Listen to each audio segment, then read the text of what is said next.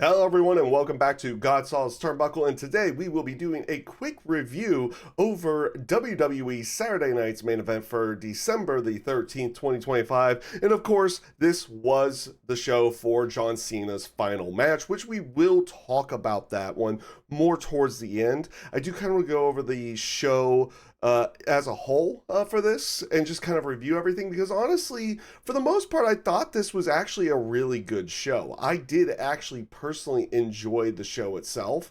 There was really only one thing I didn't really care for. That was the ending of the Femi Cody Rhodes match. That was probably the only thing that I personally didn't care for on the show, but I was also a fan of how they ended the show, how the final match went with John Cena and Gunther. And honestly, yeah, just overall, I thought it was just an overall good show. So kind of going into everything here, sorry, I had to kind of clear my throat there for a brief second. Kind of going into everything here. We'll start with the Cody Rhodes Femi match, which I thought, honestly, for the most part, was actually a pretty darn good match. It was more the ending of the match that kind of left a sour taste in your mouth. Now, I'm not a person that really complains too much about DQ finishes, but usually on the bigger shows, and I would say this particular Saturday night's main event, considering what type of show it was and what they were looking to showcase throughout the entire night, was considered a big show, so you were probably expecting a winner, whether it was by interference or in some way, shape, or form. That you would expect some type of a winner in this particular match, but in the end, we got a DQ. Now, the positives of this match, Cody Rhodes out there, of course, went out there and had a very good match with Femi. And Femi, looked like he belonged, not just like in the aspect of an NXT main event area, but potentially when he's on the main roster, he looks like he just belongs in that main event spot. And that actually got showcased throughout this entire match, showing off Femi's power, but also what he's able to do and being mobile as well. Cody Rhodes doing everything that he can to try to fight Femi, hits the top rope Cody cutter or for a close near fall, but that was when Drew McIntyre does interfere, which I personally did not like it. I think it was more or less you were expecting a winner on this one. You didn't get that. It was first match of the night, and they went right with a DQ finish because they didn't necessarily want to pin either Cody Rhodes or Femi for it.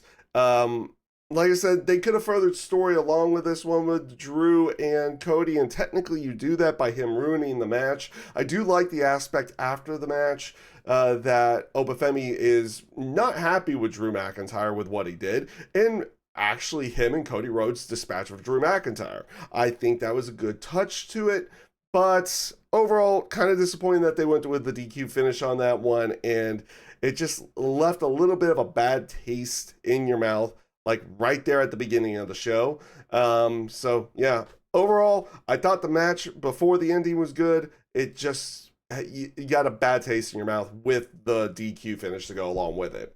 Next up, after that first match, it was Ruca going up against Bayley, and this was an excellent match. They did have Lyra Valkyria and Zarya out there, which made me feel like they were going to try to further a storyline, especially with the way they set it up on NXT between Ruca and Zarya, to have Zarya back in Soul's corner for this particular match. Led me to believe that they were going to probably try to further a storyline between the two of them, and that's where maybe Zarya turns heel, costs Soul the match, something in that sense. It's not what we ended up getting, but what we ended up getting was a good showcase match from Soul Ruca. She was able to show off her athleticism, everything she's able to do. They got to show off the Soul Snatcher as well, her finishing move in this match, and overall just a good back and forth between the two of them, ending with after Soul hits the Snatcher there in the ring. She brings Bayley back into the ring. It was a counter roll up by Bayley, countered by Soul Ruca into the actual pin, and they kind of just, they do a quick salute at the end for John Cena, and honestly, it was just an enjoyable match. It became more of kind of a very good house show style match, where story wasn't really the case with this one. It was more of what you were thinking the night was going to be, which was showcasing NXT talent, which is what they did here. Having Soul go over in this match, I thought was a good call to go along with it.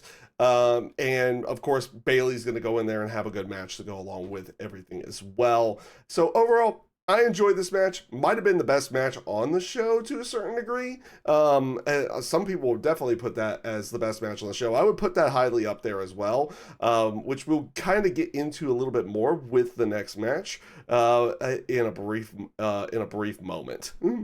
Which that match was the tag team match with Dragon Lee and AJ Styles going up against Leon Slater and Javon Evans. And this was a fun, fast-paced match. It was about a 6.5 minute match. It did not go long, but the crowd was into it the entire time, and they went at a frenetic pace that honestly showcased what Javon Evans and Leon Slater were able to do. You get interaction between AJ Styles and Leon Slater, and also, of course, Javon Evans as well. You had that wicked spot where they almost set up a Styles clash outside the ring, where Dragon Lee jumps over, does a hurricanrana, and makes it land Leon Slater into a Styles clash position. I thought that was absolutely fantastic. That got broken up by Javon Evans. And honestly, the only real down thing to the match, and I wouldn't really call this a down point because I'm not a person that really gets, I don't like knock a match if it has a botch in there, and you did have AJ Styles slip off the top rope when he was going for the phenomenal forearm. I only say it looks like a botch because Leon Slater went like directly into a pinfall, and then they set up things afterwards, so it made it feel like it was just a botch spot, which, you know what, those happen. But the ending of the match did lead to AJ Styles hitting the Styles Clash on Leon Slater after he came off the top rope and got the pinfall. Again, this is a quick, fast-paced match, showcased lots of different moves from both Javon Evans and Leon Slater, and also showcasing Dragon Lee to go along with it as well. I enjoyed this match, but then again, I am a person who does like the fast-paced matches from time to time. This was not based upon psychology or anything like that, which obviously I do like those style of matches as well, which we'll kind of talk about in a bit with the Cena and Gunther's match to go along with that. But a good fast-paced style match that these guys got to do here was a nice little change of pace for everything for the night. Now, before we get into the main event match, I did want to talk about the segment in between the tag match and the main event, which you had that whole spot where you had Joe Tessitore and Stephanie McMahon kind of talking talking up everything leading into the main event. And when Stephanie was about to say awesome, Miz interrupts by saying awesome because he's just pacing in the ring. And then when you kind of take a closer look at everything when he's in the ring, you realize he's actually in his ring gear and ring jacket from WrestleMania 27. He's doing his typical thing where it's like, I'm not getting any respect from anybody. Everything, and it's like, I demand more respect. He gets interrupted by R-Truth, which he does his typical bit there, and actually makes mention. It's like, oh, the person you screwed over in the tournament when he replaced Sheamus, his name is in here. And you take a look at it, you could read it like from behind that it just says Joe Hendry as well. But then you just get the Miz doing the whole like, Joe Hendry, and then puts it up to the mic. And he probably kind of appeared to a certain degree at that point at the ring spot beforehand, but he was off camera. And then he says it in the microphone, Joe Hendry, and then it was the say his name and he appears. I had fun with this one. I had fun with this. I thought it was a nice little again, a nice little change of pace, getting a little bit of comedy in between having the fast-paced match and what you were going to get with the main event itself. This was a lot of fun. It was good to see Joe Hendry get a spot in there, and of course, great to see R-Truth show up in there as well. I thoroughly enjoyed the segment, but that's kind of how I feel. Then again, I really do like Joe Hendry, and I like R-Truth, and I've actually always kind of enjoyed The Miz as well. So ended up really enjoying the segment. And this does bring us to that main event of the night, which is going to be John Cena going up against Gunther. And this was a good match. I thought this was a good match. It was the style match that you were going to really want with this. I liked everything that they did. I love the whole aspect of how they did the entrance. Like, no crazy pomp and circumstance. It's just the normal John Cena entrance. I do like the fact that he does take the camera and starts filming Stu with everything to go along with that before everything showed up at ring. A lot of people showed up at ringside. You had Eve Torres, Trish Stratus, Sami Zayn being there, Mark Henry being there, Booker T, Elijah or Elias was there, and then you also had Kevin Owens appearing in there as well. Just right before the match, everything to go along with that. They did have some other people who showed up in the crowd, but didn't necessarily show up on TV because apparently, like, CM Punk and Bayley were both out in the crowd just watching the match as well for everything. And this was the match that it needed to be. It needed to be this style of match. The whole aspect of Gunther coming out there, being a dominant heel that he is, and being in control of a good chunk of the match. The crowd is into it the entire time. And the crazy thing that, if you really think about this, the aspects of when Cena would make the comebacks, everything in that sense to make you try to believe that he was going to win this match. The AAs at the particular time that they used them, like outside on the announce table, in the ring, everything like that, did make you believe that it was potential that he was going to win this match. The thing is, in this particular instance, and I do kind of preface both of them because they have been, they're relatively close to each other in terms of their retirements. The Sting retirement in AEW and the Cena retirement in WWE. And the reason why I go this route, because the way the match ended was very drama filled. After you had like this back and forth, and then Cena getting dominated by Gunther, and then Cena coming close to winning, you get this drama at the end where you have Cena. Gunther finally locks in the sleeper hold, and Cena fights out of it, gets him to the corner, fights out of it, gets put back in, fights out of it again, gets put back in. And you just have the absolute drama that's happening all the way through, to the point that at the end, Cena just realizes he's caught. He can't get out one more time, and actually taps out. The thing he hasn't done for 21 years. I think it was a fitting end. And I think it was the right end. Because you do go on the aspect that, yeah, Gunther is going to be here. Cena is not. He's putting someone over massively on the way out. Where a lot of older fans would say is like Cena was a person who constantly buried somebody throughout the years. Obviously, those sentiments kind of went away for after a while. But for him to go out putting someone over in that way is only fitting. And I thought it came off great. I absolutely enjoyed the match.